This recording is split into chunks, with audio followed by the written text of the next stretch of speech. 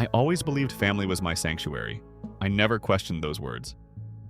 Until one evening changed everything. My name is Elena Diaz.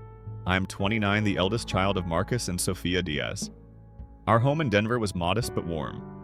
Dad built his small contracting firm from scratch. Mom taught at the local middle school. I worked for a nonprofit. Together we paid the bills and shared Sunday dinners. I thought we were unbreakable. Then my sister Grace stormed in. She's 23, 3 years younger, full of life and dreams. I paused my evening yoga routine when she burst through the door holding an empty green velvet box. Her eyes blazed. "Elena, where's Mom's emerald pendant?" she demanded. "The one Grandma left her, it's gone." I felt my chest tighten. I didn't take it, I said, voice steady despite the shock. Gripping the box, Grace's face crumpled. "You're lying," she spat. "You wouldn't dare accuse me." She sprinted out, tears trailing down her cheeks. I followed, pleading. She ran faster. I watched her disappear into the night, the velvet box clutched to her chest.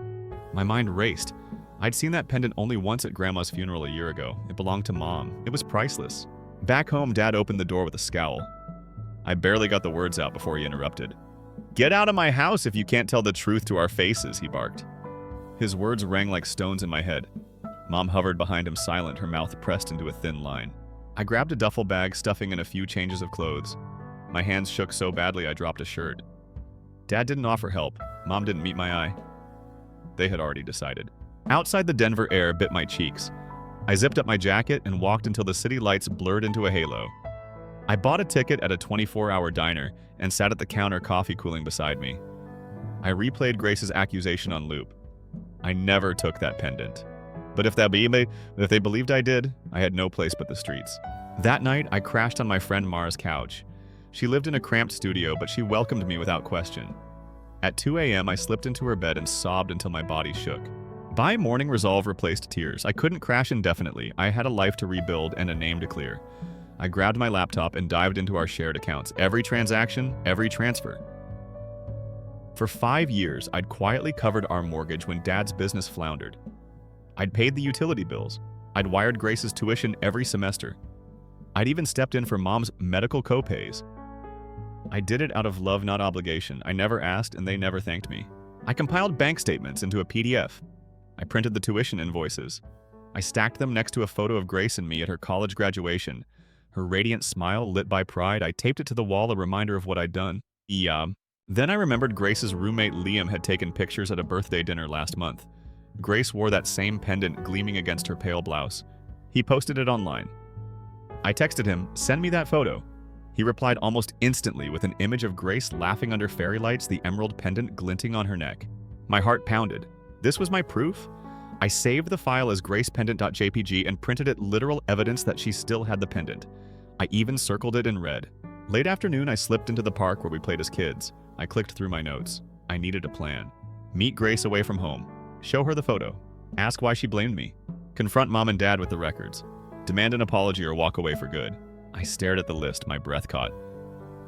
Could I actually do this? My phone buzzed, a text from my mother. "Hope you're well, no mention of the pendant. No invitation to return." It felt like salt on an open wound. I slipped the printed photo into my backpack alongside my duffel bag and a fresh notebook. I packed extra chargers and a map of the neighborhood just in case.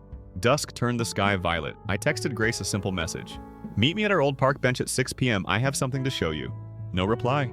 My thumb hovered over the send button again. I deleted the draft. I reminded myself short, clear, honest. I pressed send once.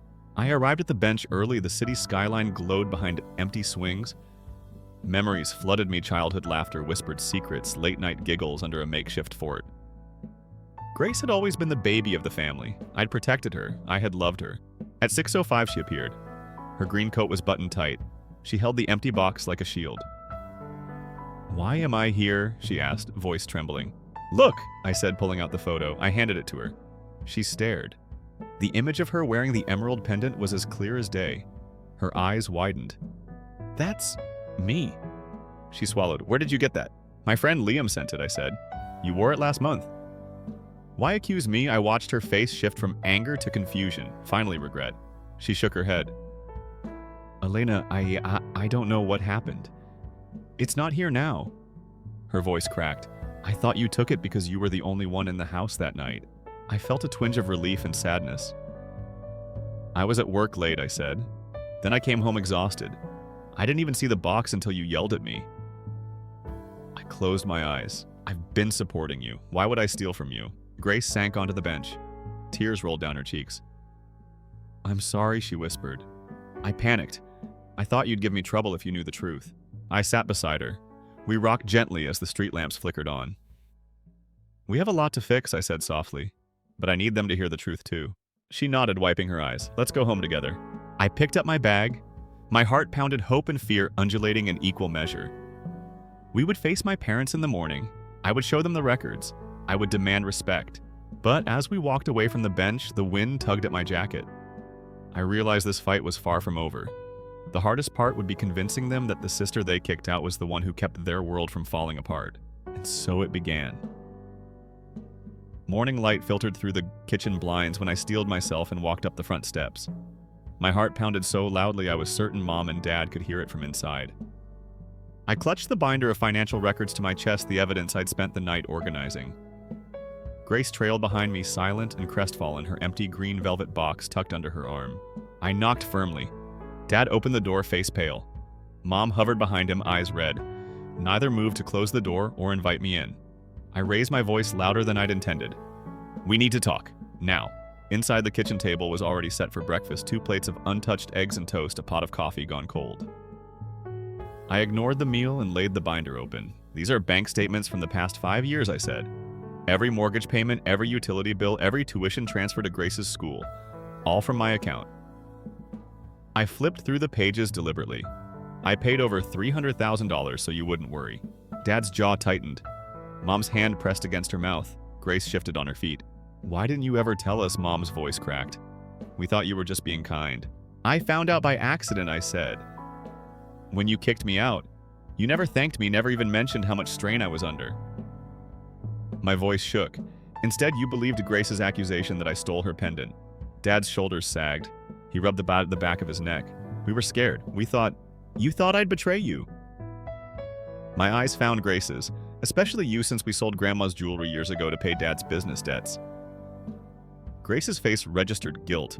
She dropped her gaze. I was wrong, Dad said softly. We didn't handle it right. He cleared his throat. Elena, can you explain why the box ended up in your bag? I didn't put it there, I replied. I never entered Grace's room that night. I held up the photo from Liam Grace wearing the emerald pendant just weeks ago. She still has it. Grace's lip trembled. I panicked. I saw it in the photo too. But I didn't know how to tell you all I'd misplaced it. I thought if I blamed you first, you'd help me find it. I felt anger and pity war inside me. You deliberately set me up, I whispered, then watched as Mom and Dad kicked me out without hearing my side. Grace's shoulders shook. I'm sorry, I never meant for this to go so far. Mom's eyes welled. She wrapped her arms around Grace but kept a hand outstretched toward me. Elena, I'm sorry too. We let fear and pride override our love for you. Dad nodded. I was too proud to admit we needed your help. I saw you send another mortgage payment last night and realized how much you've been carrying. I failed you as a father. Silence settled over us, heavy and raw. I closed the binder and set it aside. I came to clear my name, I said. But also to ask what now? Mom dabbed her eyes. We want to make this right, but we need your guidance. We can't afford those payments anymore. We'll downsize, find new jobs, adjust our lifestyle. Grace stepped forward, timid. I'll work harder. I'll cover my tuition next semester, loans, scholarships, anything. I promise. I exhaled. The binder felt lighter in my hands, but the weight of hurt remained. I don't want to be your bank anymore. My tone grew firmer. I want to be your daughter. I want respect, honesty, and trust. If we rebuild, it starts there. Dad reached out hesitantly and placed his hand on mine. Agreed. No more secrets. From now on, we share everything good and bad. Grace slid her box across the table toward me. Here, I don't want this anymore. She turned away before I could reply. I pocketed the box without looking at it. Let's start over, I said, one step at a time. The 3 of us sat down. Dad reheated coffee. Mom poured orange juice. Grace and I shared a nervous glance. For the first time in weeks, it felt possible that our family might heal. But as I reached for my cup, a new worry crept in. If this fragile truce could shatter so easily once, what would it take to break us again? I realized forgiveness would be a journey, not a destination, and the path would be littered with potholes of old resentments. I sipped the bitter coffee. One thing I said quietly, I want transparency. If you ever need help, ask me. Don't hide the truth, because if I find out you're lying, I can't guarantee I'll stay. Mom nodded, tears glinting on her lashes. Grace reached over and squeezed my hand. Dad exhaled, a weight lifting from his chest. We sat in a tentative silence, the morning sun creeping higher. Outside, the world went on traffic, hummingbirds chirping. Inside, we were rebuilding a family from fractured pieces. Our journey had only begun. The days after our breakfast showdown felt tentative. Yet for the first time in months, I believed we were moving forward. I returned to my apartment that evening feeling lighter. I slept without nightmares. In the morning, I texted Grace, "How was your first week paying your own tuition installment?" Her reply came almost instantly. "Better than I expected. I feel proud." That sense of pride became our new currency. Over the next week, we settled into a fresh rhythm, Sunday check-ins. We agreed to gather every Sunday evening at Mom and Dad's smaller rental. No big dinners, just coffee and snacks. We'd share updates on finances, work, and school. Shared budgeting. Dad taught us the basics of household budgeting. He showed Grace how to track income and expenses in a simple spreadsheet. Mom handled grocery lists. I offered tips on saving and investments. Grace's job. Grace worked 20 hours a week at the campus bookstore. She covered her tuition and textbooks with that income, plus a small emergency fund she'd started. I watched her confidence grow when she handed over her payment confirmation. Mom's pharmacy runs. Mom's arthritis medications still cost more than insurance covered. I agreed to handle that bill for 3 months direct to the pharmacy, no bank transfers to her account. We signed a shared Google Calendar reminder so Mom could track each refill. Dad's evening classes. Dad enrolled in continuing education courses in construction management. He juggled work by day and homework by night. I sent him articles on modern building codes. He praised my help and I felt valued. Trust grew like a seed. Each honest conversation watered it. We laughed over Dad's jokes about old dog contractors learning new software. We commiserated over Grace's complaints about overdue essays. We found ourselves sharing snippets of our weekdays' small details, but they knitted us closer. One Saturday afternoon, we enjoyed a simple outing, coffee at a downtown cafe, then a walk through a farmer's market. Grace bought fresh basil for her tiny apartment kitchen. Dad sampled homemade cheese. Mom hugged me as we passed a stall selling emerald green jewelry, our old family pendants color. I felt a twinge of unease but swallowed it. This day was about pleasure, not of the past. Back home, we gathered in the living room. Dad pulled out the old photo album. He flipped to Grandma's funeral pictures. There on Mom's neck hung the green pendant. "We sold this when business collapsed," Dad said. "It hurt to let it go." Mom nodded. "We never meant for it to disappear from our memories too." Grace leaned closer, promised never to sell memories again. I smiled, promise. We ended the afternoon in a group hug, a small miracle. The album closed on a softer page than I'd expected. But that night, something pulled me awake. I tossed and turned uneasy.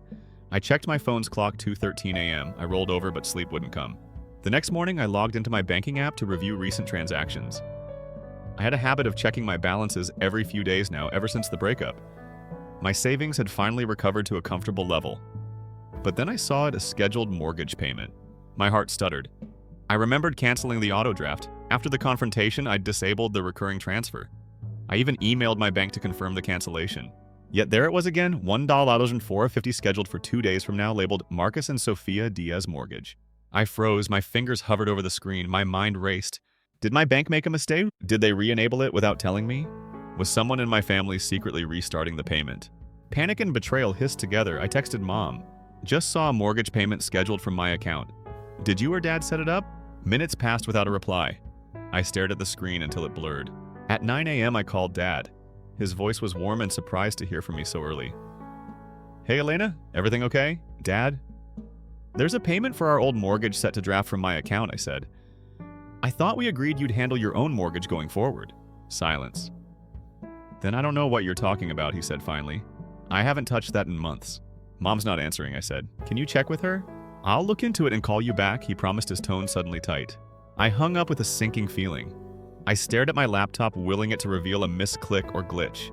But the payment was in my calendar app too. An alert popped up that morning. By noon, Dad called back. "Elena, you're right. The payment shows up here too. I only see that it was re-enabled yesterday." "By who?" I pressed. "I don't know," he admitted. "Maybe the bank automatically reinstated it when we upgraded our account online." I exhaled sharply. You never told me about any upgrade. No, I promise I didn't, he insisted. I'd have told you. I ended the call more unsettled than before. I spent the afternoon calling my bank's fraud department. The representative confirmed that someone logged into my account online yesterday evening and reactivated the payment. The login details matched my usual IP address, my Wi-Fi at home. But Ms. Diaz, the agent, said it was you who logged in and reactivated it. My breath caught. The agent read back the date and time. I was at the farmer's market cafe sipping coffee with my family. I had photos time-stamped on my phone. It can't be me, I told them. I was away from home. The agent said they would flag my account for fraud and remove the schedule. In emails, they recommended changing my password and setting up two-factor authentication. I felt a wave of relief and dread. Someone had used my Wi-Fi network or my credentials, someone with access to my home system. That evening, I returned to Mom and Dad's rental. I carried my laptop and a sense of dread. We sat around the coffee table the first Sunday meeting in weeks. Mom and Dad chattered about Dad's tests, Grace bragged about her new assignment, and I forced smiles. When it was my turn, I cleared my throat. I have a problem, I said. I explained the mortgage payment, how it reappeared, how the bank blamed my account, how I couldn't have done it. Grace's eyes darted to her mom, panic shimmering there. Dad's face went ashen. A heavy pause followed. Who else has your password? Dad asked, voice low. I shook my head. No one. Mom bit her lip. I might have logged in from my tablet, she said. I've been checking email there. Did you see the mortgage option? I asked. No, she sighed. I only checked our family gallery photos. Silence settled thicker than any before. Suspicion hovered. Finally, Grace spoke, voice barely above a whisper. I used your laptop yesterday to do my online homework. My heart lurched when, around 5 p.m., she said, I'm so sorry, I didn't know. You didn't know what I snapped. You didn't know you could reactivate payments. Grace shook her head, tears brimming. I was in a rush. My essay was due. I forgot to log out. Her admission felt both plausible and terrifying. Had she really reactivated the payment by mistake? Or was this another ploy, an echo of the old necklace drama? I clenched my jaw. Why would you do that? I swear it was an accident, she sobbed. I didn't look at any banking tabs. I just clicked back to the homepage and I stared at her. The memory of her smirk when the necklace disappeared flickered in my mind. Yet here she sat, panicked and genuine. I took a deep breath. My anger wanted to lash out. But a quieter voice urged me to pause. We had only just rebuilt this trust. Was it worth snapping it again? I closed my eyes and exhaled slowly. Okay, I said finally. We'll resolve this tomorrow, but tonight, we stick to our plan. Dad reached for Mom's hand. Grace pressed her cheek to her mother's shoulder. I forced a small nod.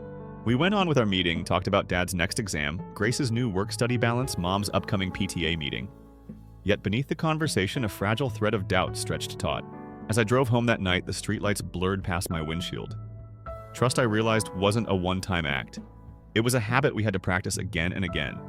And each slip threatened to undo all we'd rebuilt. On my bedside table, my laptop glowed with a password reset alert. I stared at it and wondered if this was another mistake or a sign that some fractures run deeper than dinner table apologies. Whatever it was tomorrow, I would dig deeper. Because I had built my own foundation of evidence and honesty, and I refused to let it crumble without answers. The next morning, I woke before sunrise with one goal: uncover who reactivated that mortgage payment. I brewed black coffee and set up my laptop at the kitchen table. The house was silent, save for Dad's soft snore in the next room and Grace's steady breathing upstairs. I took a deep breath and called my bank's fraud department. Good morning, I told the agent. I need detailed logs for the mortgage payment reactivation yesterday. The agent put me on hold. When she returned, her tone was serious. Ms. Diaz, we've pulled the access records. The change happened at 5:02 p.m. yesterday. It originated from the IP address registered to your home Wi-Fi. My chest tightened. Can you tell me which device? There's a device fingerprint labeled Grace Laptop. The MAC address matches the laptop you've used in our system, she explained. I thanked her and hung up. My heart pounded with both relief and dread. The bank had confirmed my suspicions. Someone at home on Grace's computer reactivated that payment. I grabbed my phone and texted Dad. Dad, can you check the router logs? I need the exact device info. He replied within minutes, sending details now. He emailed me a screenshot, a list of devices, MAC addresses, and timestamps. Grace Laptop's MAC appeared at exactly 5:00 p.m. just after we'd returned from the farmer's market. No one else's device logged in at that moment. Grace, I whispered, my voice trembling. Why? I left my apartment and drove to the campus bookstore where Grace worked. The morning sun glinted off my windshield as I rehearsed what I'd say. When I arrived, I found the manager, Mr. Holt, stacking novels by the cash register. "Hi, Mr. Holt," I began. "Can I ask about Grace's schedule yesterday?" He frowned. "You're her sister?" I nodded. "Yes. Was she here yesterday afternoon?" He checked his clipboard. "Schedule says she was off from 1 to 6 p.m. She didn't clock in until 6:15. My stomach dropped. "So she wasn't here at 5 p.m.? "No," he confirmed. "She texted asking if she could swap shifts, but nobody covered her. She arrived late." My breath caught. Grace had lied. She'd been home when the payment was reactivated. She'd used her laptop on our shared network. She'd done it on purpose. I thanked Mr. Holt and left. My mind raced. I drove straight to my parents' rental. The door was ajar. I stepped inside, heart hammering. I found Grace in the living room, sitting on the floor with Mom's old throw blanket wrapped around her shoulders. She looked up startled.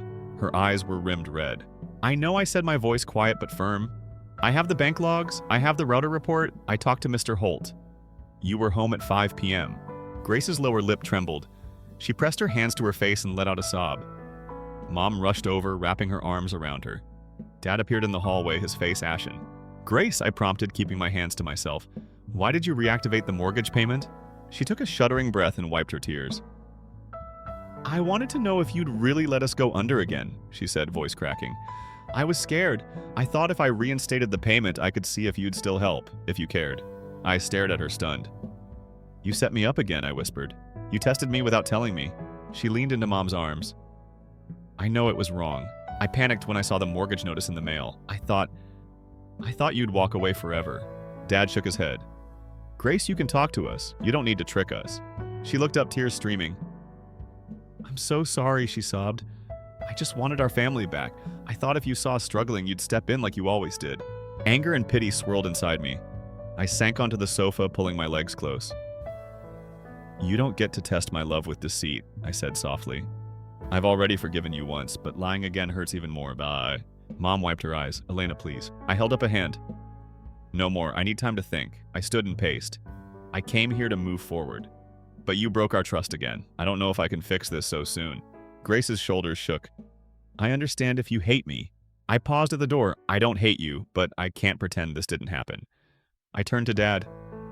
"And you," I said quietly, "you promised honesty too. None of us are blameless." Dad's face crumpled. "I'm sorry, sweetie." I swallowed hard. "I'm heading back to Mars tonight. I need space." Mom rose and enveloped me in a hug.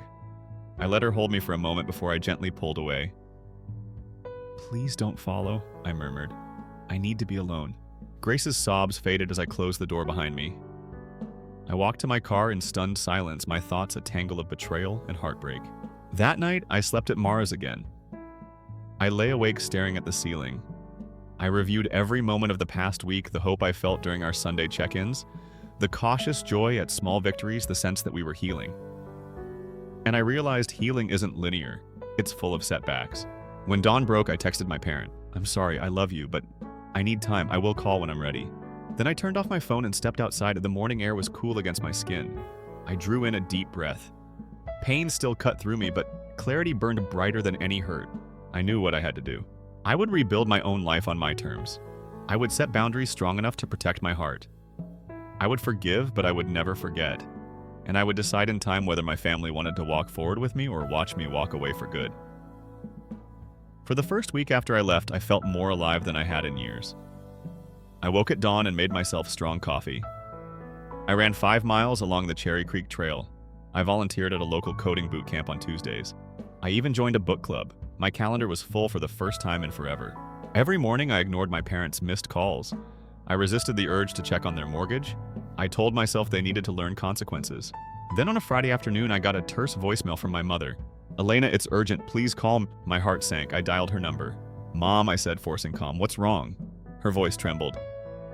"We got an eviction notice today. The bank started foreclosure proceedings." She paused, sobbing. "We're losing the house." I closed my eyes. The house they'd lived in for nearly 20 years. The same walls where I'd grown up. "I'll be there in an hour."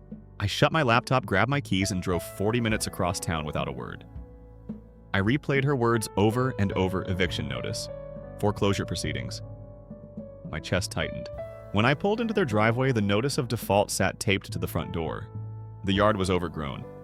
The for sale sign hadn't gone up yet, but the letter from the bank made it clear our time was up. I found Mom in the kitchen, sorting mail through tears. Grace sat at the table, head on her arms. Dad was nowhere to be seen. "Mom," I said softly. She looked up, eyes red. "What happened?" Mom shook her head. When you left, we thought we could make it on our own. We cut costs. Dad took extra shifts. I sold some furniture. But the mortgage payments are due next week, and we don't have the money. I sank onto a chair. My anger flared hot. You knew we had a plan. You agreed to manage the budget. I failed, Dad said, entering the room. He avoided my gaze. I thought we'd have more time. Grace raised her head. I've been paying my tuition, Elena. I thought that gave us enough breathing room. Her voice cracked. I'm so sorry. I stared at them. The betrayal cut deep. I'd worked so hard to pull them out of crisis, and in the end they let it slip away. I swallowed my hurt and spoke slowly. Do you know what foreclosure means? In 30 days you'll be on the street. Your credit will be ruined. Dad nodded miserably. We know. Then why didn't you call me? I demanded. Why do I have to rescue you twice? Mom flinched. We were ashamed. We thought we could fix it ourselves. I took a deep breath. I looked at each of them. The family I loved and who had wounded me so many times stood broken before me. My heart ached, but I held my ground. How about this, I said. I will pay this month's mortgage, but this is it. No more secret bailouts. No more hiding financial trouble. You get a professional to help you budget. You work with a counselor on trust. And Grace? I turned to my sister, whose eyes were bright with tears. You finish this semester on loans or scholarships. I will not cover tuition again. Grace sniffled. Yes. Mom wiped her eyes. We understand. I pulled out my phone and opened the banking app. In 2 quick taps, I sent $2,900 to their mortgage lender. I kept my voice neutral. There. You have until next month. After that, you handle your own bills. Dad swallowed. Thank you. I nodded once. I'll schedule a therapist. You all need it. If you break these terms, I will not come back. A heavy silence fell. Then Mom whispered, Elena, thank you. I didn't hug them. Instead, I turned and walked outside. The late afternoon sun warmed my skin. I let myself feel the mix of relief and sorrow. I'd drawn a line in the sand. They either crossed it honorably or they faced the consequences. I drove home in silence. My apartment felt both empty and safe. I poured myself a glass of water and sat at my kitchen table. My phone buzzed a text from Grace. Thank you, I'll see the counselor on Monday. I stared at the message. My heart softened. Boundaries are harsh when they're new, but they can heal too. I replied, I'll send you the details. Love you. Then I deleted the foreclosure notice from my camera roll and shut my phone. I realized forgiveness isn't erasure. It's a contract of care. We must honor it even when it hurts. True family doesn't demand blind sacrifice. It demands honesty always. That night, I lay in bed and slept deeply for the first time in weeks. Tomorrow, I'd help set up their first budgeting session, and in the days to come, I'd watch them struggle and I hoped grow stronger. Forgiveness, I understood at last, wasn't a muddy puddle to wade in. It was a sturdy bridge we built plank by plank together, and this bridge finally would lead us home. 3 months have passed since I made that final mortgage payment. In that time, we've learned what it means to rebuild a family on new terms. A new routine. Each Sunday evening, we still meet, always at our smaller rental now. No more grand dinners. Instead, we share simple meals we cook together. Dad grills chicken. Mom chops salad. Grace bakes brownies. I brew coffee. We sit around the dining table and talk. At first, the silence was thick. Conversations stalled. Old wounds flared up in sideways glances. But we kept showing up. Week after week, we practiced honesty. Over time, disclosure replaced suspicion. Dad began sharing work worries. Mom admitted when bills overwhelmed her. Grace asked for budgeting tips instead of hiding problems. I listened without rushing to fix. Professional help. We each saw a counselor. Mom works with Dr. Patel on chronic pain management and emotional resilience. Dad meets with a career coach to stabilize his contracting firm. Grace and I attend sibling therapy to rebuild trust. Once a month, we sit in a circle led by our family therapist, Lena Thompson. At our first joint session, the air felt electric. Mom cried. Grace trembled. Dad fidgeted with his tie. I sat quietly, my heart pounding. By the end, Lena guided us to share one positive change we'd noticed in each other. That simple exercise cracked us open. We left feeling connected in a way we hadn't in years. Financial independence. Grace finished the semester on student loans and a part-time job. Her grades improved. Her confidence soared. When she slipped up on her car payment, she called me not to beg for funds, but to strategize. She asked permission to review my spreadsheet. We sat side by side in my apartment, debating what to cut: fewer takeout dinners, one less streaming service, a small emergency fund we built together. Mom secured a part-time tutoring gig at the middle school. She manages her arthritis better now that she takes her medication on schedule, no secret copays. She handles her own bank account and alerts me only when she needs moral support. Dad rebuilt his contracting firm by focusing on small residential projects. I helped him set up a simple invoicing system. Now he pays his suppliers on time. He even hired an assistant so he's not drowning in paperwork. He calls less frantic and more curious. My own life. I reclaimed my financial health too. I maxed out my 401k contributions again. I opened a high-yield savings account for emergencies. I took a pottery class on Tuesday night, something I'd never had time for before. I still live 20 minutes away, but I visit often. Now I pay for my own apartment, my own groceries, my own gifts. I help when I choose to, not because I feel obligated. A test of trust. Last month, our first big test arrived. Dad's work van broke down unexpectedly. The repair bill was $2,200 more than his entire monthly profit. He called me voice tight, Elena. I hate to ask, but I paused remembering every broken promise and hidden bailout. Then I remembered our pact, no secrets, no assumptions. Show me the invoice, I said. He emailed it. We reviewed it together. The mechanic had charged fair rates. I agreed to help cover half under one condition: he'd spread the repair over 2 months, and he'd accelerate his payments to me when he could. He agreed without hesitation. After that, Dad didn't treat the money as charity. He thanked me and kept his commitments. That phone call, more than any apology, proved we'd crossed a threshold. Renewed family rituals. Last weekend, we held our first real celebration together, Grace's 24th birthday. We rented a small hall and invited a handful of close friends. Dad gave a heartfelt toast about resilience. Mom nearly cried when she hugged me on stage. Grace kissed my cheek and whispered, "Thank you for believing in me." When I blew out the candles, I made a wish for more moments like this, moments built on choice, not obligation. Lessons learned. I discovered that love isn't measured by how much you give. It's measured by how freely you choose to give. Boundaries aren't walls, they're guardrails that keep us safe without trapping us. Forgiveness isn't a single act, it's a daily practice. I learned to value my own needs. I learned that I can be generous without losing myself. I learned that a healthy family needs transparency as much as it needs compassion.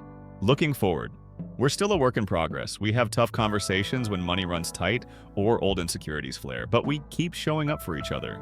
We check in honestly. We hold each other accountable without shame, without fear. Last night I sat with Mom on her porch swing. The sky was painted in deep blue and pink. She turned to me and said, "I never imagined we could get here." "Neither did I replied. But here we are, 4 imperfect people bound by choice, not by obligation. Each of us stronger. Each of us freer. Each of us committed to building a future where support and respect walk hand in hand. Final reflection.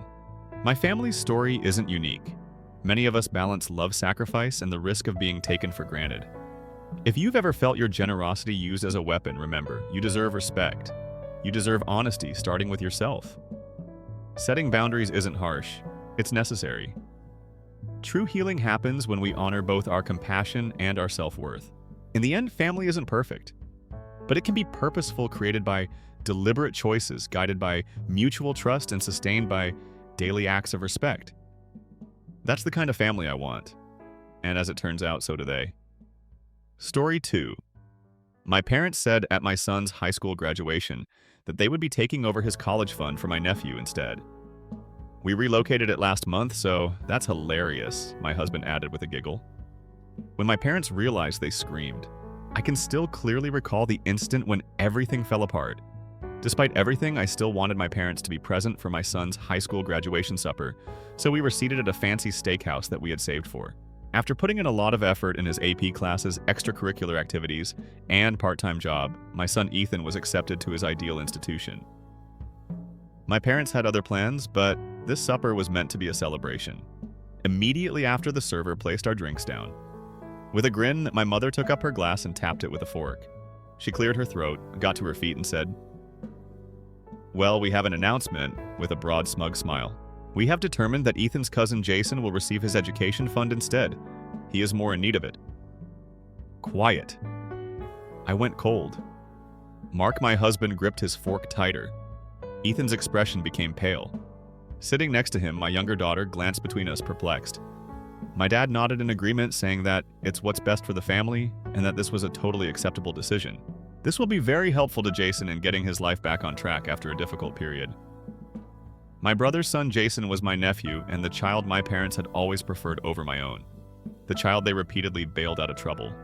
Years of holding my tongue, allowing my parents to ignore and discredit my children, and being treated like an afterthought in comparison to my brother, caused the heat to rise in my face.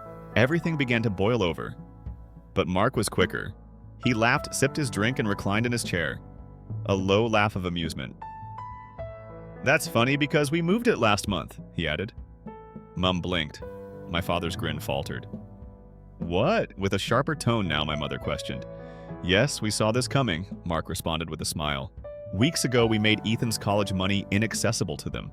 Then it all blew apart." My mother's cheeks flushed so quickly that I was afraid she may faint. "You were not entitled." She let out a cry. The cutlery rattled when my father slapped his fist down on the table. "That is not possible. The family was supposed to use that money." I was able to find my voice at last. "That wealth belonged to Ethan's family. You were not involved in it. You're being self-centered." My mother spat. "This is necessary for Jason. You are aware of your brother's struggles. You are damaging what we are doing for him." It truly hit home at that point. That money had never been intended for Ethan. Not at all. They had always waited for the ideal opportunity to seize it. Ethan was looking at them with utter destruction when I looked at him. He was aware as a child that his grandparents did not like him. However, this was unique. This demonstrated that he was not even important in their views. Fixing things damaged something inside of me. My voice trembled as I repeated, "You mean how you make things right?" When was the last time Jason stole from us, or when he was caught and you settled the accusations against him? Or when you purchased my brother a new automobile after he damaged my brother's? My father snarled. "The two things are not the same. Jason has been having difficulties. Your brother is doing his hardest to be a single father. In addition, I'm a mother doing my hardest. I retaliated and you just informed my kid that his future is unimportant on one of the most significant days of his life, because you were depriving him of the life he had so hard won." My mother sneered. "Oh, please. Like everyone else, Ethan is able to take out loans." That was it. I realized at that point that there was no turning back. Ethan got up so quickly that his chair brushed the floor. He spoke in a shaky but firm voice, and you know what he said. "You have nothing to give me. I certainly don't need you in my life, and I don't need your money either." Mark got up and touched Ethan's shoulder. "Let's go," he said in a steady, composed voice. "We have no more time to waste on them." I got up too.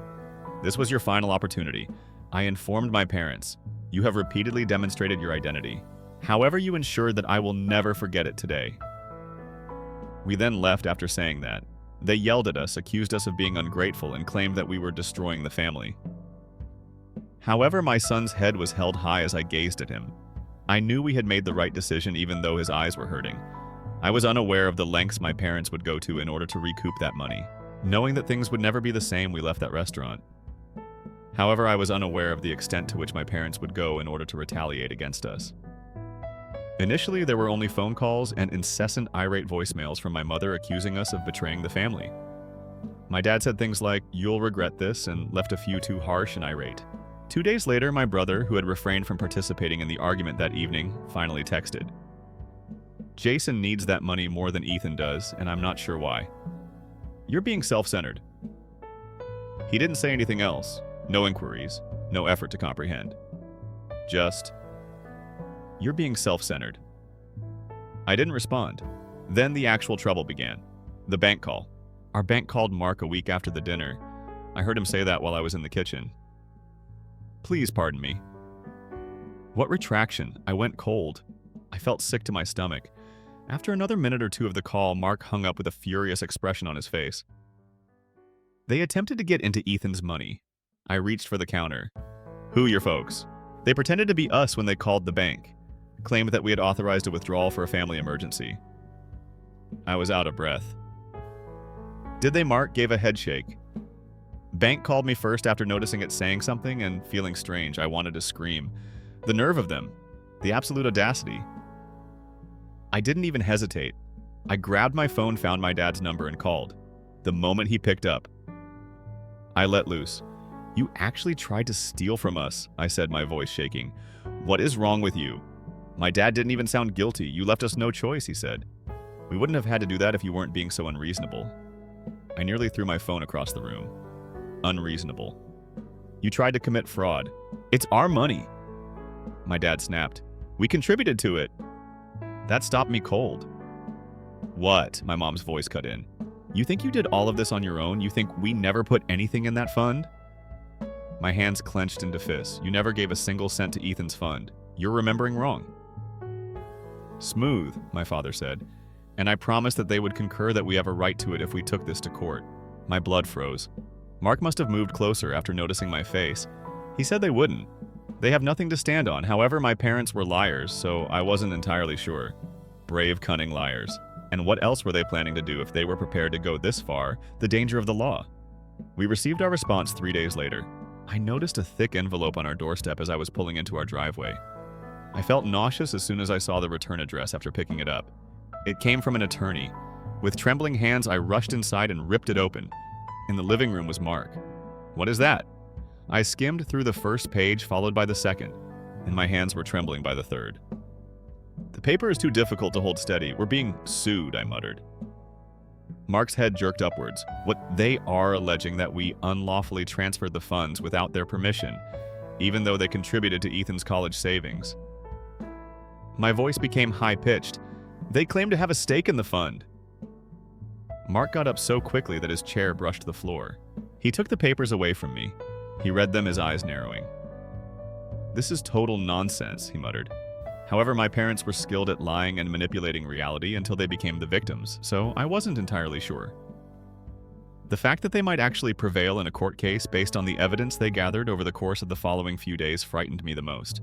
We hurried to collect all of our available documentation. Records of transfers, bank statements, and each and every deposit we have ever made into that account. At the subsequent lawyers' meeting, my parents then revealed the shocking information. They showed a receipt from more than 10 years ago. $2,000 was deposited into the fund all at once when Ethan was a newborn. Their lawyer claimed that since they had made any contributions to the fund, they were entitled to challenge the allocation of funds, and they sat there feeling smug as hell. $1. $2, I said again, almost giggling. Do you believe that gives you authority over the whole fund? My mother gave me a kind smile. It was a contribution. You would not have had the foundation to save as much without it either. I became enraged. Fortunately, Mark was more composed. So, let me clarify, he said. You believe you have the right to choose the recipient of a one-time gift you gave more than 10 years ago. My father gave a nod. That's right. When I lost the first time, I could have yelled. After several weeks, the court finally decided that my parents' $2,000 had to be returned to them with interest, even though they had no control over the fund. It was a minor victory. They couldn't touch the fund at least. However, because the message was so clear, it still felt like a loss. My parents were prepared to do whatever it took to discipline us for refusing, and they weren't finished yet. Not even 2 weeks after the court's decision, the next attack occurred. Mark's face was white as he entered the house. He claimed that they had reported us. I blinked. What? To the IRS. They are accusing us of tax fraud. My breathing stopped. We had been misreporting and hiding money for years, they told the IRS. I gripped the counter's edge. This is crazy. Mark gave a somber nod. Yes, we are currently being investigated, the tipping point. I realized then that this was about more than money. It was war. My parents were determined to ruin us, and they were going to get into a fight if they so desired. The lawsuit, in my opinion, was the worst part. To me, losing a sizable sum of money to my avaricious, self-righteous parents was the worst thing that could happen. I was mistaken because I didn't realize my parents weren't merely attempting to embezzle money until the IRS arrived at our house. Their goal was to destroy us. The IRS probe. It began with a letter, a formal cold notice that our finances were being examined because of a suspected tax discrepancy. The first person to read it was Mark. With a sharp exhale, he handed it to me silently. I looked it over. My hands are shaking. I muttered, "This can't be real." "Oh, it's true," Mark whispered. The phone call then arrived. A courteous but firm IRS agent informed us that we had been flagged for fraudulent fund transfers and hidden assets by an anonymous tip. We knew who was responsible, but proving it was a different matter. We spent the next few weeks buried in paperwork retrieving bank statements, tax returns, and any other information that could help us clear our name. Although we were fortunate to have clean finances, the investigation would still be difficult. The worst thing, Ethan's financial aid was impacted. His scholarship payments were temporarily suspended after his college flagged his account as a result of the IRS review. His college funds weren't the only thing my parents tried to seize. They made an attempt to steal his future. My breaking point was that I was going to bring hell to them if they wanted war. I dug in on the first strike. I was aware of my parents' secrets. I grew up witnessing them manipulate others, fabricate tales, and distort the facts in order to achieve their goals. I could also play dirty if they wanted to. Finding something interesting didn't take long. My parents always gave the impression that they were very responsible, as if they were the family's main source of income. However, that was years ago and they were unaware of it. They had invested in a small rental property with Mark's assistance. He had taken care of all the paperwork, including the tax return, and you know what? For years, they had been underreporting their rental income. They had been careless, but they believed they were unbeatable. I called. The reprisal. They weren't directly reported by me, not yet anyway. I told them what I had discovered first. I gave my mom a call. With a smug tone, she answered on the second ring. "Oh, you're prepared to apologize at last?" I nearly walked away. "No. I'm calling to inform you that this family is the true victim of tax fraud." "Quiet." Then she sneered. "What are you discussing? Your income from rentals. The money you haven't reported for the past 15 years, you know." Her breath caught. "You don't know what you're discussing." "Oh, I do," I said in a chilly tone. "The IRS also does. If you don't stop this nonsense and call off the dogs, they will at the very least." Immediately, her tone changed. "You wouldn't," I grinned. "Give me a try." She hung up without saying another word. The IRS contacted us 2 days later. Suddenly, our case is no longer a top priority. Ethan's college funds were unfrozen a week later. I knew them, but they had retreated for the time being. They wouldn't let it go like this, I knew, and I was correct. The invasion of the house. It was late at night. The sound of glass breaking startled Mark and me out of our sleep. I briefly believed I was dreaming. Then, inside our home, I heard the distinct sound of footsteps. Mark was on the move already. He motioned for me to dial 911 while grabbing the baseball bat he kept beside the bed. I nearly dropped my phone due to my trembling hands. Then a voice could be heard. "Dad. Mum, Ethan." When I realized he was awake, I felt a wave of panic. After hearing the sound, he decided to go downstairs rather than remain where he was. "Remain in your room," Mark yelled. "It's too late." Ethan had just arrived at the stairs when we entered the hallway. We saw him at that point. Jason was standing in our living room with a crowbar in his hand, high eyes wild and desperate after drinking. The conflict for a while. Nobody made a move. Then Jason stepped forward unsteadily. "What location is it?" He made a slur.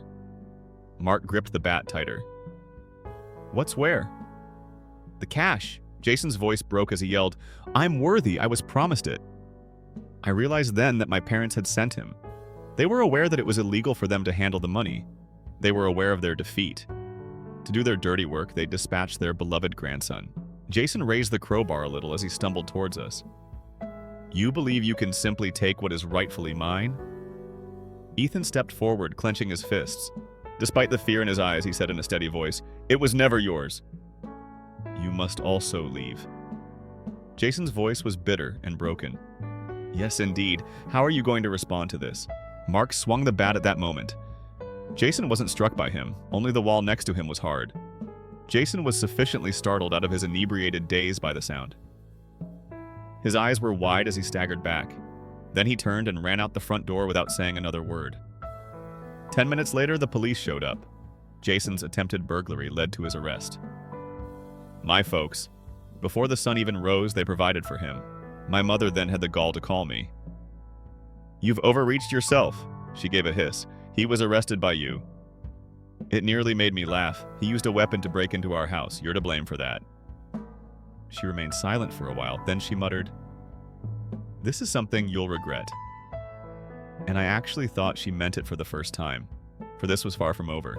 By no means, the family get-together that became a battlefield. My brother contacted me 2 weeks after the break-in. He desired to meet. "It's gone too far," he said in a tired voice on the phone. "Both parents are in disarray. Jason is a complete mess. We must speak." I nearly walked away. He wanted to talk now, after observing from a distance as her parents attempted to defraud my son, after allowing them to use him as a pawn in their manipulation. However, Mark persuaded me. "Perhaps this is our opportunity to put an end to it," he said, "to obtain some accurate responses." So we agreed against my better judgment. That Sunday, the family gathering was scheduled to take place at my parents' house. It was like entering a combat zone. Ethan refused to come, so Mark and I were the first to arrive.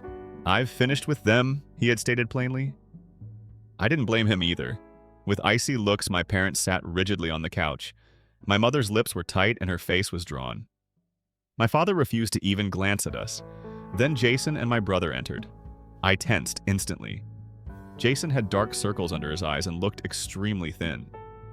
Something more frail took the place of his typical cocky arrogance.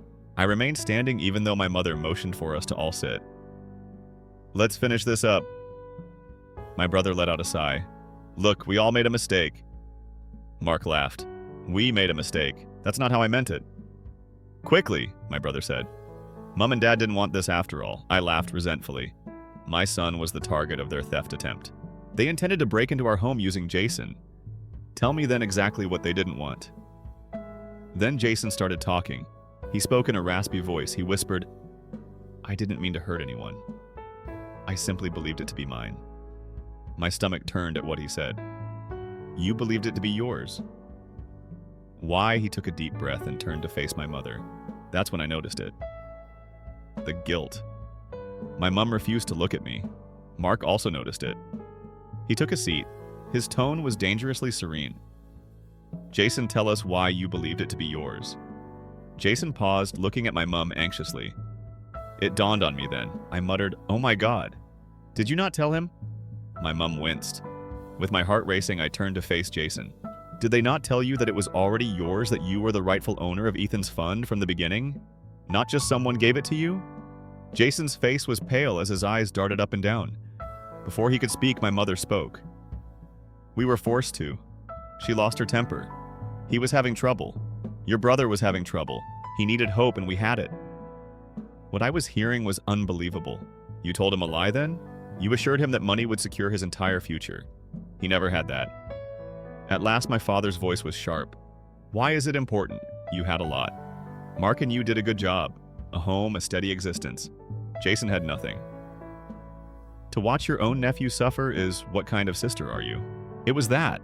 Something broke inside of me. I stepped forward, furiously shaking my hands. "What sort of parents do you have?" I gave a hiss. "You have 2 kids. However, you have treated me like a second-class citizen your entire lives." He handed him everything while pointing at my brother, who flinched under my glare. "And now, because of your guilt, you expect me to simply give away my son's future." My mom got up suddenly. We took the necessary action. "No," I spit. "What you always do, you did. You picked my brother instead of me, and you were caught this time." The room was silent. Jason's face was falling apart as he shook his head. You misled me." He looked at my mother as if he had never seen her before and whispered, "Jason." He retreated as she began to reach for him. "No, no, no." "You assured me," he muttered. He started breathing irregularly. "I was set, but you assured me I wouldn't have to worry about college." He glanced at my father, and you were aware my father's silence was sufficient. Jason chuckled unsteadily. He then faced me. His voice cracked. "I apologize." And I saw it for the first time in my life. The insight, the remorse, the knowledge that he had been as much used as we had been harmed. Then he turned and left. I didn't stop him. My parents made an effort to defend it. They swore, they were raving. I was overreacting, they said. The family was being torn apart by me. All I said was, "We're done." And I meant it this time. After that day, my brother made one attempt to get in touch. He said he was sorry and acknowledged that he had overreacted, that he had placed too much trust in our parents. I wasn't prepared to forgive, though. Surprisingly, Jason avoided trouble after that. He attended a community college and found employment. It could have been shame guilt or a real wake-up call. I will never know. However, I hoped that he had finally learned for his own sake. Ethan, on the other hand, attended college, his university. It was the one he deserved. None of that money was ever seen by my parents. They also didn't see us again. I won't pretend it wasn't painful. It's like mourning the dead when you cut off your own parents, even if they never loved you as much as they ought to have. But what do you know, burying the past is sometimes preferable to allowing it to continue to harm you. I also decided to live to the end. Story 3, the retirement celebration of Thomas Gale. April 15th, 6 p.m. At the end of March, the invitation arrived. The envelope had a light cream tint and was addressed in my Aunt Hillary's recognizable round handwriting. The mail included a personal letter from her, but the writing was official and straightforward. I hope everything is going well for you, Tracy. Regarding your father's retirement celebration, I'm writing to you. I am the only member of the family who has maintained contact with you, as you are aware. 15 years is a long period. However, I'm hoping you'll think about coming this one time. I'd want to assist in repairing our relationship with Hillary. As I clutched the letter, my hands shook a little. Since that testimony, Hillary was the only family member who continued to communicate with me occasionally, sending me a letter or email, and no one else had been in touch with me personally. I repeatedly read what she had to say. Do I have to go? If I went, my heart would tremble fiercely. It would undoubtedly hurt. Maybe my dad won't even look at me. Neither Kevin nor my mother would accept me. We were separated by a great distance after 15 years of quiet. I could feel its weight without much imagination. On the other hand, this may be the final chance. He was past the age of retirement, and he was eventually resigning this April. I might never get to see my family again if I didn't attend this celebration. I grabbed a pen and sat down at my desk.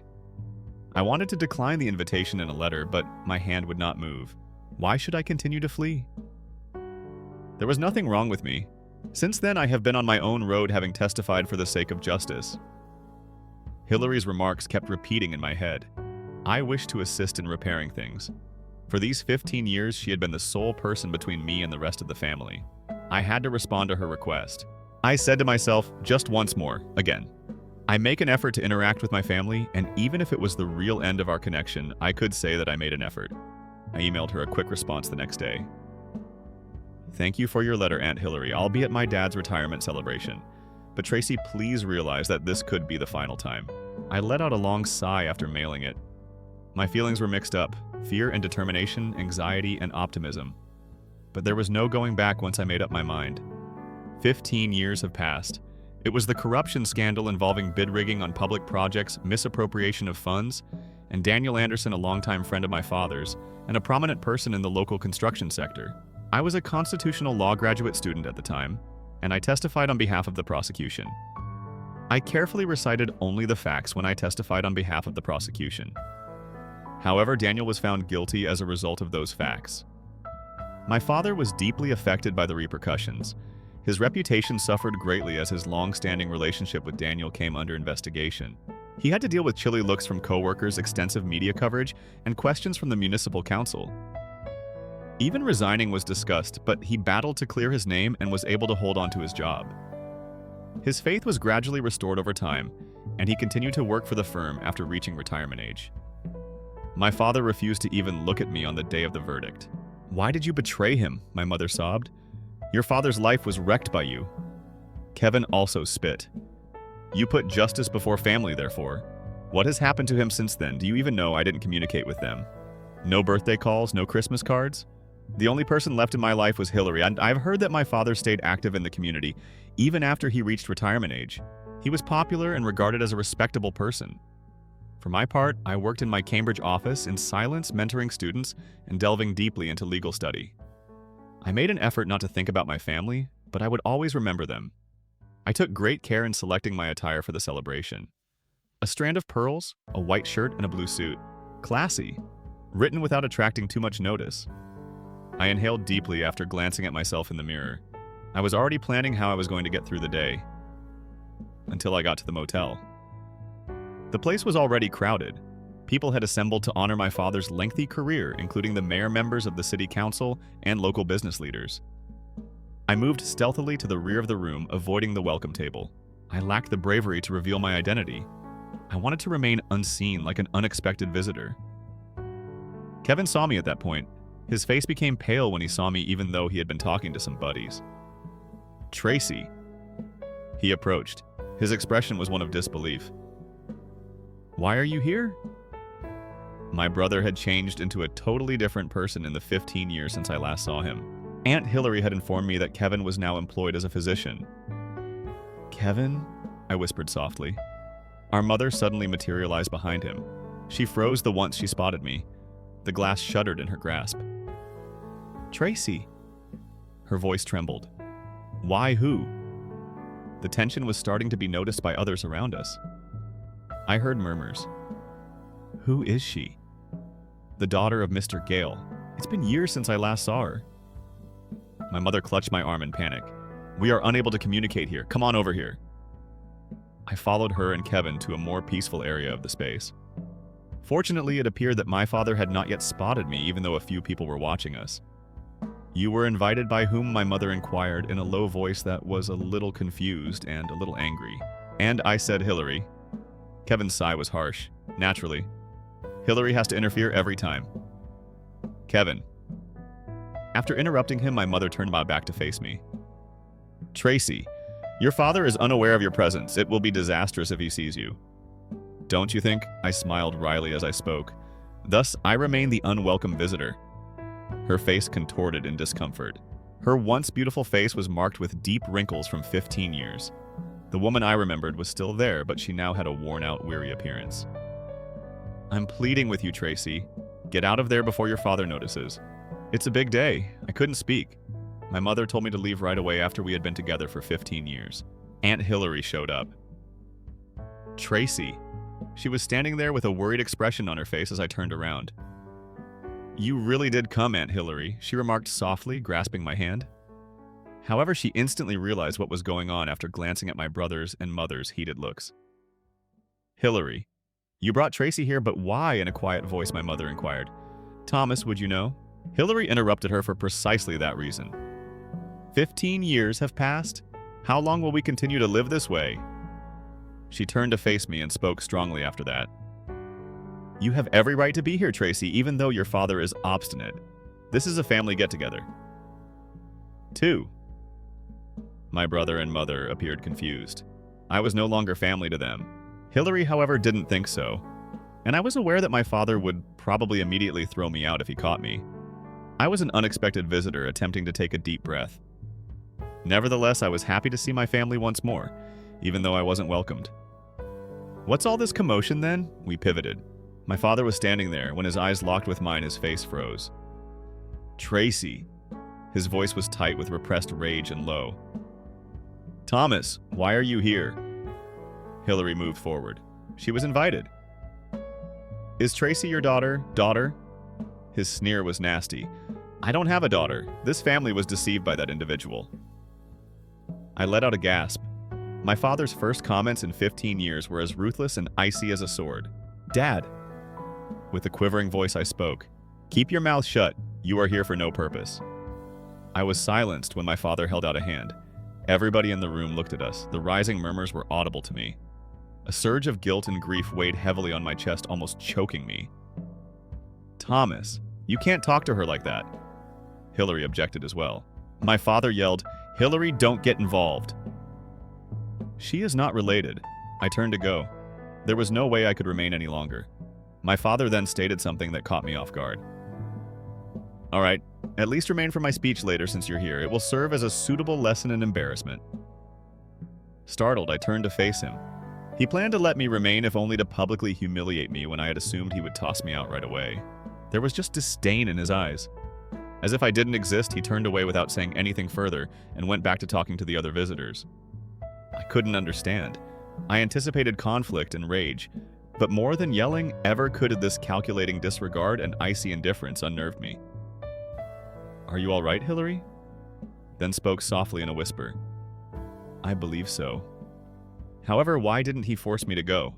I felt a sinking sensation in my chest. He has a plan. He won't just ignore it. My father took the microphone shortly after. It was his turn to speak. "I appreciate everyone's attendance today." With ease and power, his voice reverberated across the hall.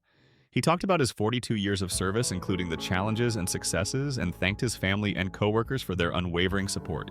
I believed I saw him look at me when he used the term family. However, he swiftly averted his gaze. "My son Kevin, who practices medicine in our town and has aided countless people, is someone I'm particularly proud of." And he was obviously staring at me. My heart started pounding. Was he going to give me a nod? I straightened my posture and awaited my father's words. "And the shame of our family is here with us now." A swarm of murmurs swept through the space. Dozens of eyes shifted in my direction. My face was emptied of blood. "The Morrison family name has been tarnished by one of us. Tracy is that individual. She is nothing like the daughter I claim her to be. She is an embarrassment and a failure. I was having trouble staying upright." His remarks were sharp as blades. Failure. The phrase kept repeating in my head. Our family is ashamed of this individual. She destroyed her father's life and deceived us. I'm very sorry we have to have someone like her in our midst. There was silence in the room. I sensed their looks. Disgust, pity, curiosity. Trapped in the maelstrom of judgment, I stood there. My father really felt this way. At first, he appeared unconcerned. Perhaps, however, that was all part of his scheme. And now he had made me seem bad in front of everyone. As though I had already been erased, he carried on with his remarks as like nothing had occurred. And gradually, the audience turned its focus back to his well-crafted remarks and away from me. Silently, I turned and headed for the door. There was no point in remaining. It was evident from his statements that our relationship could not be saved. However, I heard someone cry out to me just before I got to the doors. My father's business president, Franklin, was there. He had always been friendly to me and had known me when I was a young child. Tracy. Have you got a moment? I gave a little nod. He guided me to a peaceful area of the corridor. I heard what your dad had to say. He was careful with his word choice. However, I am aware of your true nature. Your father might not. However, I do. Confused, I scowled. What was he discussing? I take it that you are a Harvard professor, constitutional law? Stunned, I gazed at him. How was he aware that my son was enrolled in law school? He frequently mentions you. Well, Professor Teagle, you're famous. I requested him to show me a photo after recognizing the name. I realized right away that I couldn't speak. I never thought anyone in this tiny town would actually recognize me. Now why don't you speak the truth? Frank held my arm tenderly while he talked. Your father should be aware of your true identity. You don't need to wait till tomorrow. Tracy, you've endured enough suffering for 15 years, yet I hesitated. You no longer have to bear this miscommunication. I took a big breath after hearing his comments, which gave me the boost I needed. Perhaps it was time to come out of hiding. My father had rejected me and my family had left me. I didn't have to minimize my value, though. I had spent the previous 15 years working non-stop. I looked back toward the corridor. My father stood with everyone around him still grinning and soaking in the praise. I plucked up all my bravery and started to approach him. Dad! My voice reverberated throughout the corridor. His grin dimmed. Everyone around us stopped talking. Are you still present? I assumed you were gone. Cold, he said. You mentioned me with a quivering voice. I spoke. I was considered a failure by you. Yes, exactly. You are this family's embarrassment. Without hesitation, he said. Once more the crowd whispered. People started to swarm around us. Frank moved forward to stand next to me. Calm but forceful, he said. Thomas, the truth is you have no idea who your daughter is, do you? Frank, what are you talking about? My dad frowned. Your daughter teaches at Harvard University as a professor. She is a nationally renowned constitutional law specialist. The hall was filled with a startled hush. My dad's face became white. My mom gave a little gasp. My father murmured, "That's absurd. This youngster cannot possibly be a Harvard professor. You must be wrong." Frank turned to face me and replied, "I'm not mistaken." Would you show him Tracy? I took out my business card, which had a clear print from my purse. Harvard University constitutional law professor Dr. Tracy Gale. My father took it from me. He accepted it with a trembling hand. This, he continued, this must be fake, but his voice was no longer convincing. My phone came out and I went to the Harvard University website. It showed my faculty profile, credentials biography, and photo. Still, don't you trust me? Quietly, I asked. I am a Harvard constitutional law professor. Across the nation, legal schools employ my research. My father, however, obstinately shook his head. He argued that this was a fabrication. A phony website may be created by anybody. A business card may be printed by anyone. From the audience, more whispers. The visitors began to feel confused and uneasy. Frank took another step forward. What are you saying, Thomas? Are you certain that this is a fake? It is, of course. My dad's voice came up. She could never be a professor at Harvard. You're attempting to pull a prank on me, but I'm not going to fall for it. Guests looked at each other doubtfully. The scenario that was developing obviously unnerved them. Frank remained unflinching. Thomas, your refusal to accept this is the only reason you are unable to do so. However, this is the reality. Your daughter is a professor at Harvard. Quit talking! My dad let out a shout. You dare not tell me a lie?" Then a young man came forward from the rear of the room. It was the son of Frank. "Let me talk, Dad. She's my professor," he added. "No error exists." My dad's face lost all of its color. I spoke quietly while glancing at him. "Why do you find it so difficult to acknowledge my success?" Despite his lack of words, I could see the maelstrom of emotions churning beneath the surface of his eyes. With a voice that shook, "That can't be remarked, my father?" I moved forward a step. "Do you think the evidence is phony? Does the truth frighten you?" His face twisted. "If you've truly developed into such a successful person." "What if so? It implies that I was mistaken. It indicates that my decision to leave you during that trial was a mistake." The hush in the room grew even more profound. The reality that he had concealed from himself was exposed by his confession. "When you testified 15 years ago, my main concern was defending my own viewpoint. I didn't want to think you were acting morally, because if I did..." His voice broke. "In that case, I would have to acknowledge that I was the type of parent who discarded his daughter in order to preserve myself. I so persuaded myself that you were a failure and that you were mistaken. I may then continue to act like the victim." My mom gave a little gasp. Kevin's expression was one of surprise as he stood still. "You will have achieved success if I acknowledge that you are a Harvard professor. What does it make me then? A stupid dad who attempted to ruin his daughter's future?" Silently, I listened. My father was now acknowledging the reality that had been hidden deep within of him. "I wanted you to fail. I could say I was correct if your life ended up being horrible, that my selfishness was justified, that I had made the right choice." Frank's tone was heard. "Thomas Grave, you feared she would succeed." "Yes, exactly. I was terrified that if Tracy was successful, everyone would see how ugly I am. I thus want her failure. When I labeled you a failure," he looked up at me. "Not because I thought you were. The reason is that I needed you to be, to get away from my own guilt." Then, as though his legs were giving out, he fell into a chair. What did I do? The crowd started to realize the seriousness of what had just transpired as the truth finally set in. From the opposite side of the room, my mother hurried over. "Does it actually happen, Tracy? You teach at Harvard as a professor?" "Yes," I replied softly, Mom. Kevin moved to face Tracy. "We were unaware. To be honest, we had no idea." "Didn't you attempt to find out?" I answered, meeting his gaze directly. "You all pretended that I didn't exist for 15 years. What I was doing didn't matter to you. You didn't even inquire." "Everyone," Frank turned to them. "One of the nation's top constitutional academics is Tracy. Significant court decisions have been impacted by her work. She has been accomplishing amazing things, but you were unaware of them." My father glanced up at last. "Tracy, I apologize, really. Is a mere apology sufficient in your opinion? I got up gradually for 15 years. This family didn't see me. How agonizing was it, do you know? I held up my hand to stop my mother from taking a step in my direction. I'm not going to forgive everything just yet. I require time." Frank's voice was soft. "I know how you feel, Tracy. Families, however, are not perfect. What they take away from them is what counts." I inhaled deeply. There was a thick quiet in the room. Nobody spoke. Then I said, "Dad, I didn't live my life to please you. However, you must at least be aware of the reality. I'm not a failure." After saying that, I turned and left. As I went outdoors, the night air kissed my cheeks. There was a profound melancholy mixed with a sense of liberation. I was still unsure if my family's relationship would ever be restored.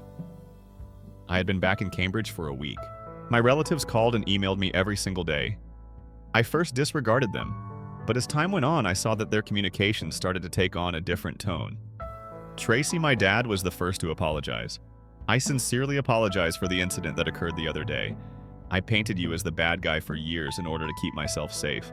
I had no idea how much you had achieved, and my own presumptions caused me to damage you. I'm sincerely sorry for what I've done." My mother then made contact. "This is Mom, Tracy. I was unaware that you were a Harvard professor. We never even made an effort to learn what your life had devolved into. I now realize how much suffering you must have endured throughout the years. I'm so sorry. I even received a rare letter from Kevin Tracy. As a doctor, I have seen a lot of patients, but I have never once made an effort to comprehend my own family.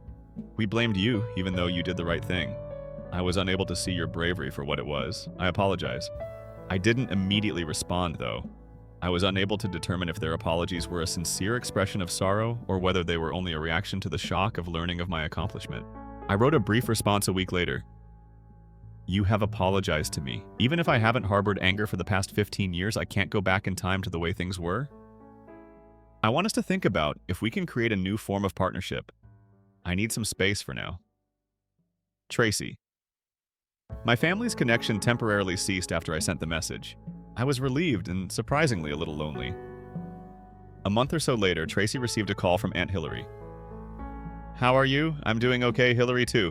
I appreciate you checking in. In fact, I wanted to discuss your family with you. She spoke carefully. Kevin, your mother, and your father, all of them have begun attending therapy. I was taken aback. Therapy indeed. They had a lengthy conversation after that evening. At last they understood how much they had wounded you. They've made the decision to get professional assistance because they want to change. Hillary aunt, is that accurate? Yes, it is. The counselor explained to them how agonizing it must have been to be rejected for so long by your own family. Every time I heard Thomas cry during a session, a range of conflicting feelings surged in my chest. It was hard for me to picture my dad crying. However, they are not immediately requesting your forgiveness. They simply want to get back in touch on your terms, she continued. Perhaps you could start with baby steps if you're willing. I pondered for a while after I hung up if I could meet them halfway if they were genuinely attempting to change. Try at least. I wrote a brief email to my mother 2 months later. I've heard that you're attending counseling, Mom. That seems like a wise move. Please give me more time. I'm still processing my own emotions. Tracy. The following day she responded. Tracy, I appreciate you writing. We won't hurry you. We genuinely wish to make a change. I hope we can reunite as a true family one day. We then started sending each other brief texts roughly once a month. My dad emailed me updates about his job. My mom told me tidbits of her everyday life. Kevin wrote about his medical experiences. There was no longer any coldness or animosity, but the material was still very superficial. They were really trying, and I could tell. I called the family for the first time 2 months later. Tracy was picked up by my mother. Her voice became joyful. Mom, how are you? I'm doing all okay. My perspective has improved as a result of counseling. How foolish we were to treat you in that manner. Our conversation lasted about an hour. She informed me about their therapy sessions and how much my father and Kevin had learned to think about what they had done. Someday, I hope we can all get together and have a meaningful conversation. I said, Really? Her voice faltered. Are you saying that you'll pardon us? I'd like to attempt restoring trust, but not quite yet. Gradually, while I was still working at the university 6 months later, I made a crucial choice. I started a new initiative, a program, to help youngsters from disadvantaged backgrounds. It was a program created to provide mentorship and scholarships to students who wanted to go to law school, but had to give up their aspirations because of financial difficulties. Professor Susan, one of my colleagues, glowed when I brought up the concept. That's amazing. However, why this suddenly? I hesitated before responding. Because I understand what it's like to feel totally alone and misunderstood. Additionally, I want to help children who are in that similar situation. Through this endeavor, your story is turning into someone else's strength. I got to know a lot of young individuals. Some were bearing the burden of suffering from family that were unable or unwilling to comprehend them. I told them that how other people see them doesn't determine their value. I'm still thinking about my own family now. Although I can appreciate their attempt to improve, I still can't forgive them completely. How will the connection develop in the future? I'm not sure yet. However, I no longer harbor resentment or anger. Time does heal sometimes. I continue to work with my pupils in my office every day while keeping that in mind.